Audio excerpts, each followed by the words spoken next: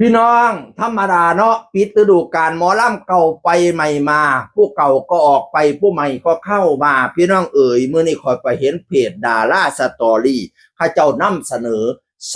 พระเอกใหม่ของหมอลำใจเกินร้อยเพราะแต่ใจเกินร้อยปิดฤดูกาลหลายคนก็ออกไปเนาะบ่ว่าสิเป็นเหลิมไส้กะดีบ่ว่าสิเป็น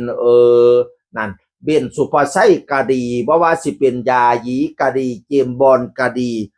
หลายคนก็ออกไปมันเป็นธรรมศาสตร์พี่น้องเข้าไปไพมาตอนนี้พระเอกใหม่ที่เข้ามาเนี่ยอุ้ยแต่ละคนมากด้วยประสบการณ์รูปหล่อด้วยเสียงดีด้วยพี่น้องเอ๋ยคนที่หนึ่งเมียววรพงษ์เมียวนี่ออกมาจากคำผุนรวมมิตรอันนี้ก็อุ้ยสูงขาวเย้าอาดลาดรูปรอรูปทั้งดังคมพี่น้องใส่สุดเพชรเขาว่าแม่นอุ้ยเทพบุตรเทพดาเด้อเมียววรพงษ์นี่ก็ได้รูปหล่อละใช่ได้เลยล่ะพี่น้องเอ๋ย เข้ามาเสริมทัพหมอลำใจเกินร้อยคนที่สองพระเอกต่อสถิตพรอันนี้เคยอยู่กับระเบียบวาทศิลป์เคยเป็นพระเอกที่ระเบียบวาทศิลป์แล้วก็ไปมีกิจการที่นครพนมพี่น้องกิจการร้านอาหารส่วนตัวที่นครพนมแล้วก็เห็นไปขึ้นเวทีของร้านโชคเล็กเนาะร้านลาบโชคเล็กนครพนมหรือว่าเป็นของเราก่อนล่ะ เพื่อไปขึ้นเวทีเพราะว่าร้านโชคเล็กเขาเจ้าสิมีหมอลำเป็นร้านลาบที่มีหมอ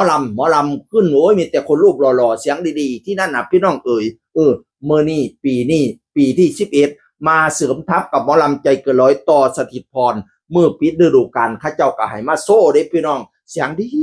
ซุปเจ้าเข้าไปน้ำฟังเด้อหมอลำเลี้ยงเบอันตอนเล่าล่ำเลี้ยงต่อก่อนนะโอ้ยสุดยอดต่อสถิตพรพี่น้องเอ๋ยคนสุดท้ายดาวไลน์ผู้มีมาตรบาทวัฒน์แห่งรัตนศิลป์อินตาทยราชพี่น้องเอ๋ยผู้นี้ก็แสดงเป็นบทไล่อุ้ยคือเป็นตาในตาเดียกมงโกงพูดว่าสไตล์ดาวไล่ของรัตนศิลป์น่ะต้องตาเรียกเริ่มต้นจากอาจารย์นึงสุรศาสตร์เนาะยังเป็นตัวโกงวัสตาเรียกบาทวัฒน์กับตาเรียกคือกันดาวไล่ผู้มีมาตรบาทวัฒน์หลังจากเวลา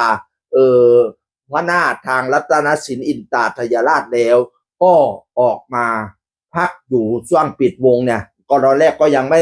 บอกหรอกว่าจะไปขึ้นคณะไหนเพราะรอผู้หลักผู้ใหญ่เพิ่นตอบรับมาก่อนในที่สุดทางหัวหน้าบอยศิริชัยก็ตอบรับเอาขันดอกไม้เอาดอกพวงมาลัยไปกราบเข้าสู่บ้านหมอลำใจเกินร้อยแล้วเรียบร้อยพี่น้องเอ๋ยรอดูแล้วฤดูกาลหน้า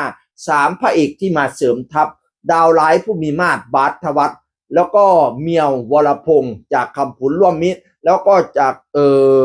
ต่อสถิตพรจากนครพนมมาดูว่าพระเอกท่านนี้จะรับบทบาทอะไรในหมอลำใจเกินร้อยเสียปังเด้อจังอื่นคนก็บอกสู้ฟังสวัสดีครับ